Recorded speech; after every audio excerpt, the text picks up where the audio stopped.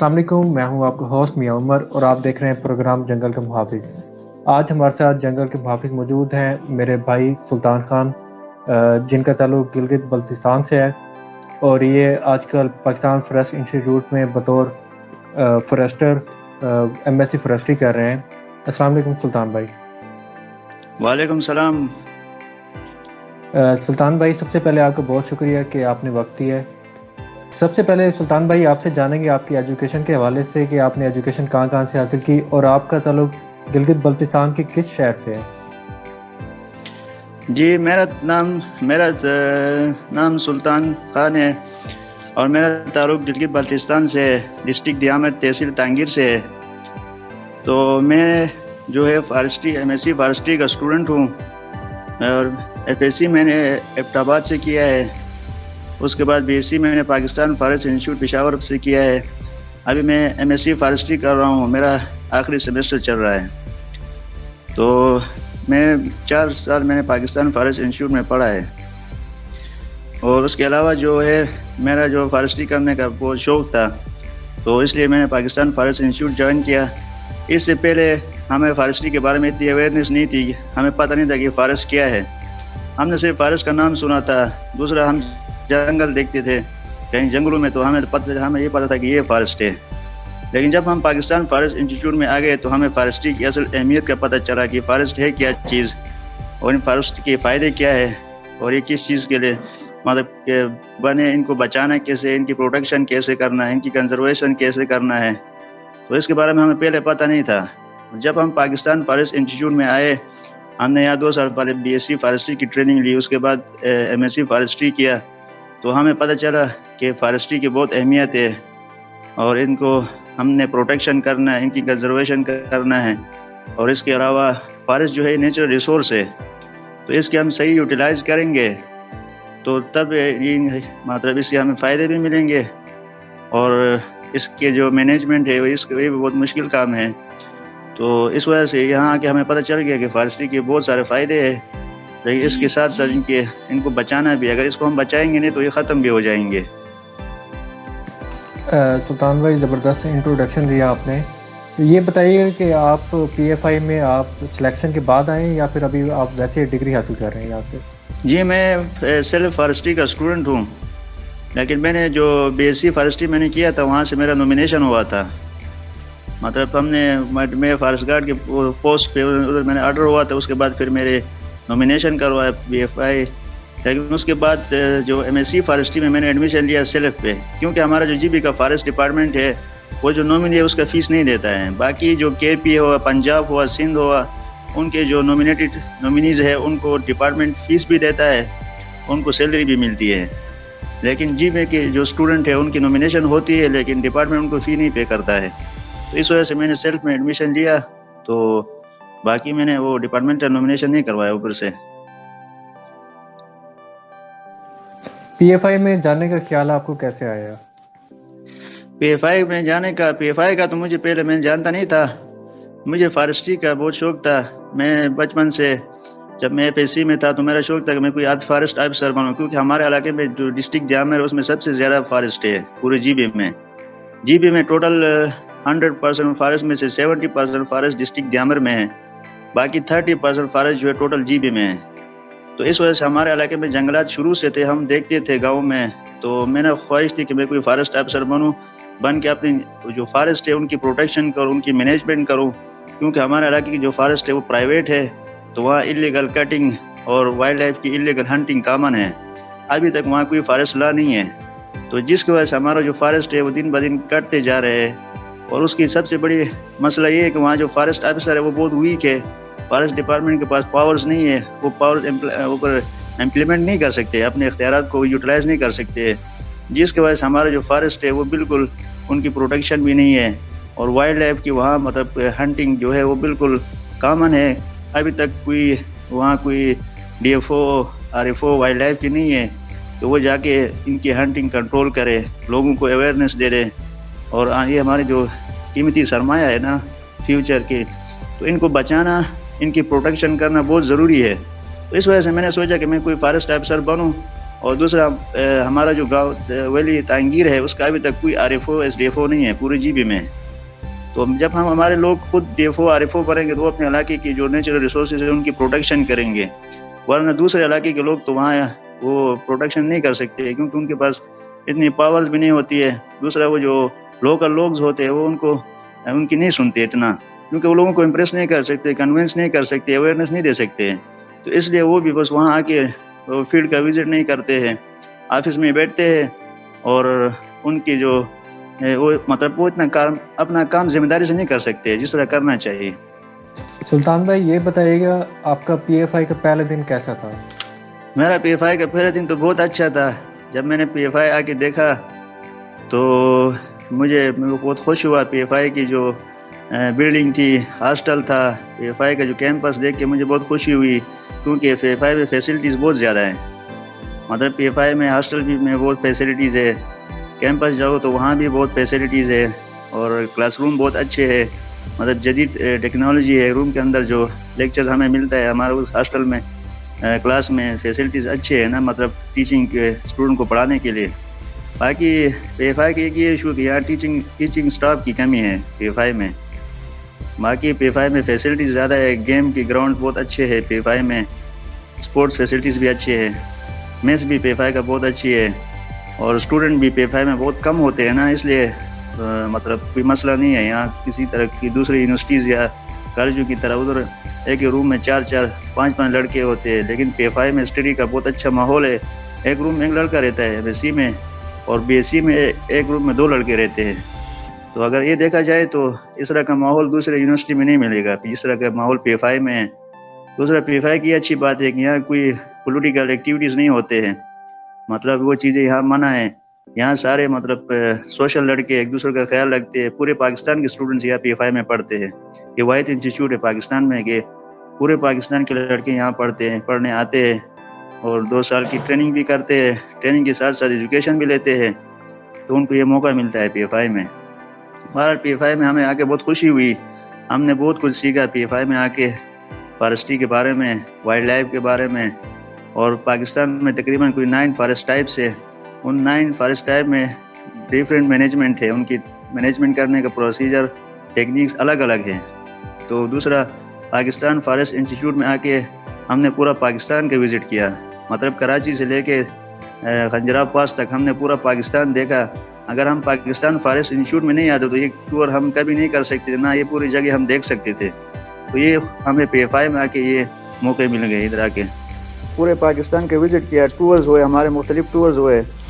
ہمارے جو BSc میں یہ ہوتا تھا کہ ہمارے 4 ٹرم ہوتے ہیں PFI میں, تو ان 4 ٹرم میں ہم نے مختلف ٹور کیے. پھر ہمارا اورینٹیشن ٹور ہوا, اس کے بعد ہمارا ہل ٹور ہوا, اس کے بعد ہمارا سروے ٹور ہوا, اس کے بعد ہمارا آل پاکستان ٹور ہوا, اور اس کے بعد ہمارا ورکنگ پلان ٹور ہوا.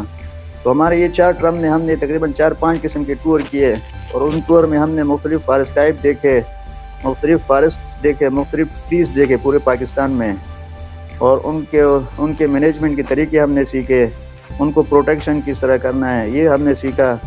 ان کی ریجنریشن کس طرح کرتے ہیں. مختلف جگہوں میں, کچھ جگہوں میں آرٹیفیشیل ریجنریشن کرتے ہیں, کچھ جگہوں میں نیچرل ریجنریشن ہوتی ہے.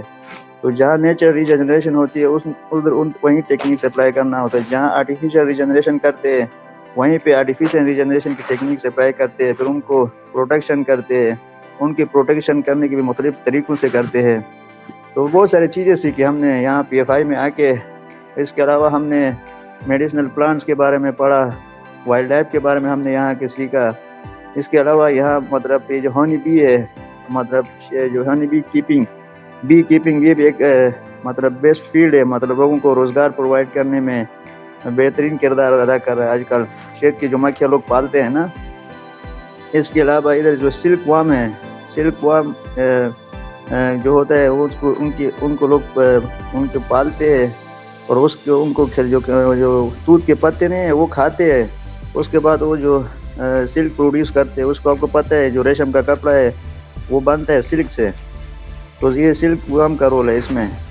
اس کے علاوہ مطلب PFI میں مطلب ہم نے بہت کچھ سیکھا PFI میں آ کے. بہت سارے سبجیکٹ ہم نے پڑھے. فارسٹ مینجمنٹ کے بارے میں ہم نے پڑھا, سلویکلچر کے بارے میں, فارسٹ مینسوریشن, اس کے بعد ہم یہاں انجینئرنگ کے سبجیکٹ بھی پڑھتے ہیں، سروے کے بارے میں پڑھتے ہیں، اور روڈ کنسٹرکشن، بلڈنگ کنسٹرکشن، اور فارسٹ اکنامکس ہم نے پڑھا. مطلب ہم نے بہت سارے سبجیکٹ پڑھے ادھر. پی ایف آئی کی سب سے اچھی بات آپ کو کیا لگی؟ پی ایف آئی کی سب سے اچھی بات یہ ہے کہ پی ایف آئی کے ٹور مجھے بہت اچھے لگے. اس کے بعد پی ایف آئی کا جو ہاسٹل ہے نا، اس میں فیسلٹیز بہت زیادہ ہے، پرسکون ماحول ہے، شور شرابہ نہیں ہے. اس کے علاوہ یہاں پڑھنے کے بہت سارے موقع آپ کے پاس موجود ہے. آپ اسٹڈی کر سکتے ہو یہاں، مطلب ہائی لیول کی اسٹڈی کر سکتے ہیں. آپ کے پاس ٹائم ہے، آپ کے پاس اس طرح کا ماحول ہے. اس کے علاوہ پی ایف آئی کا جو میس ہے وہ بہت اچھی ہے. پی ایف آئی کی میس مینجمنٹ اچھی ہے. اس کے بعد پی ایف آئی کی جو ہاسٹل ہے اس کی رومس ہے بہت صاف ستھرے ہے. کامن روم بہت پیاری ہے. یہاں ٹی وی ہے، بندہ کی نیوز وغیرہ سن سکتا ہے. وائی فائی کی فیسلٹیز ہے. اگر آپ پڑھنا چاہو تو آپ انٹرنیٹ سے انفارمیشن اپنا پڑھائی فارسٹری کی جو اسٹڈیز ہے وہ کر سکتے ہیں. اس کے علاوہ پی ایف آئی کا جو گراؤنڈ ہے وہ بہت اچھا ہے. ہر وقت آپ کی گیم کھیلنا ہے تو آپ گیم کھیل سکتے ہیں، باہر واک کر سکتے ہیں، ورزش کر سکتے ہیں. تو گراؤنڈ بہت اچھا ہے پی ایف آئی کا. آپ کو کون سا شہر یا کون سی جگہ سب سے زیادہ اچھی لگی؟ ٹور کے دوران ہم نے یہ ناران کاغان شوگران دیکھا تھا، وہ جگہ بہت پیاری لگی ہمیں. اس کے بعد ہم کراچی گئے تھے، یہ ٹھٹا سائڈ مینگروو فارسٹ ہم نے دیکھا، وہ جگہ ہمیں بہت اچھی لگی. اس کے علاوہ باولپور شہر ہم نے دیکھا، وہ جگہ ہمیں بہت پیارا لگا. باولپور میں ہم وہ ٹورستان گئے، لال سوہندرا نیشنل پارک گئے. اس کے بعد وہ جو محل جو تھا، وہ کون سا محل تھا، جو نور محل گئے. ہاں وہ ہمیں بہت پیارا لگا. اور بہت سارے ہم نے جگہ دیکھی ہے، مطلب ایک سے ایک پیاری جگہ تھی. اور جہاں ڈفرینٹ چیزیں ہمیں دیکھنے ملے، مطلب مختلف ڈائیورسٹی تھی نا. پاکستان میں آپ کو پتہ ہے ڈائیورسٹی ہے. کراچی سے سٹارٹ ہوتا ہے گلگت تک، جدھر بھی جاؤ ڈفرینٹ فارسٹ ٹائپ ملتے ہیں، ڈفرینٹ اسپیشیز ملتے ہیں. ہر جگہ کی اپنے اپنے ایک ورائٹی ہے، ڈفرینسز ہے بیچ میں. تو ہر جگہ آپ جاؤ آپ کو ڈفرینٹ فارسٹ نظر آئیں گے، ڈفرینٹ سائٹس ملیں گے. تو ایک سے ایک جگہ پیاری ہے. آپ نے بتایا کہ گلگت میں کافی سارے مسئلے مسائل ہیں جس کی وجہ سے ڈیفارسٹیشن زیادہ ہو رہی ہے. تو آپ اگر محکمہ جنگلات میں اگر آپ آتے ہیں تو آپ کیا نئی چیزیں ایسی لائیں گے کہ جس سے لوگوں کا رجحان ختم ہو جائے ڈیفارسٹیشن کرنے سے؟ یہ تو آپ نے بہت اچھا سوال پوچھا. میرا اپنا جو تھیسس ٹاپک بھی ہے causes of deforestation in district Diamer Tangir valley, کہ وہاں مطلب ڈیفارسٹیشن کیوں ہو رہی ہے، ان کی کازز کس وجہ سے ہو رہی ہے، اور ان کو کیسے کنٹرول کرنا، یہ میرا تھیسس ٹاپک بھی ہے. تو گلگت بلتستان میں سب سے بڑا مسئلہ یہ ہے کہ وہاں جو ڈسٹرکٹ دیامر میں فارسٹ جو ہے پرائیویٹ ہے، اور باقی جی بی میں جو فارسٹ ہے وہ پروٹیکٹیو فارسٹ ہے. تو وہاں کی جو فارسٹ آفیسر ان کے پاس مجسٹریٹ کی پاورز بھی ہے، لیکن وہ اپنے مجسٹریٹ کی پاورز کو یوٹیلائز نہیں کر سکتے، وہ اپنے اختیارات کو استعمال نہیں کر سکتے، کیونکہ وہاں جو ڈپارٹمنٹ ہے اس کے اندر پولیٹکس انوالو ہے. مطلب سیاسی لوگوں کا وہ جو اپروچ ہے نا، وہ ڈپارٹمنٹ کے اندر جو آفیسرز بھی ہے وہ تھوڑا سیاسی لوگوں کا پریشر جو ہوتا ہے اس کی وجہ سے وہ صحیح مینجمنٹ نہیں کر سکتے. اب خود اپنی مرضی کے فیصلے نہیں کر سکتے. مطلب وہ ٹمبر مافیا کو صحیح طرح سزا نہیں دے سکتے.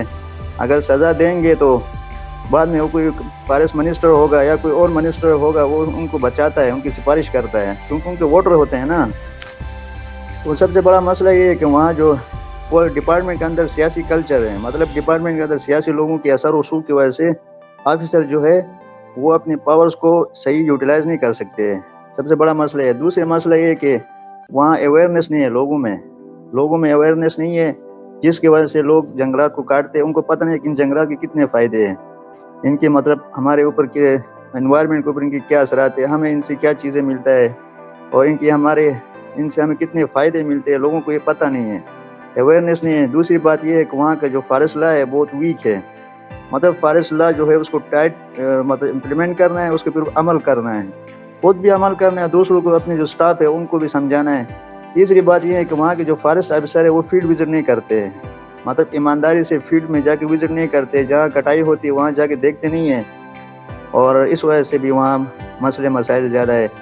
تیسری بات یہ ہے کہ ہمارے جو فارسٹ میں ریسورسز، مطلب فارسٹ میں فنڈ نہیں ہے نا، ریسورسز کی کمی ہے، فنڈ کی کمی ہے، سٹاف کی کمی ہے. وہاں سب سے بڑا مسئلہ ہے کہ وہاں سٹاف کی بہت کمی ہے.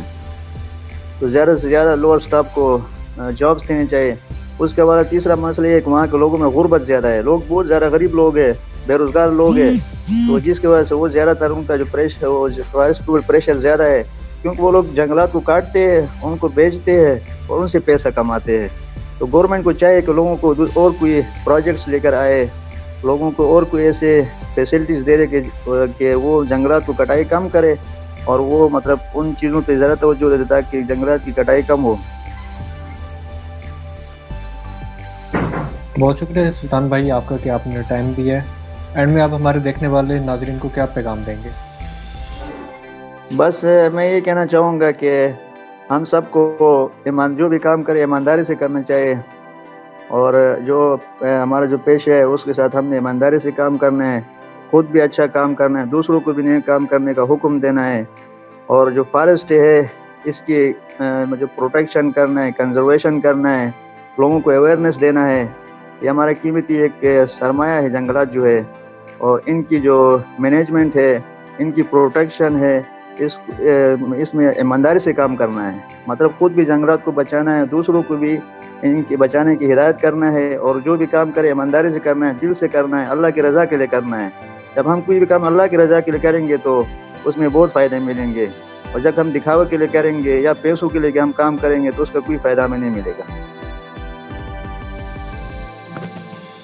بالکل ایسے ہی، بہت شکریہ آپ کا۔ اسی کے ساتھ آپ کی اجازت چاہیں گے۔ اللہ حافظ۔ اللہ حافظ۔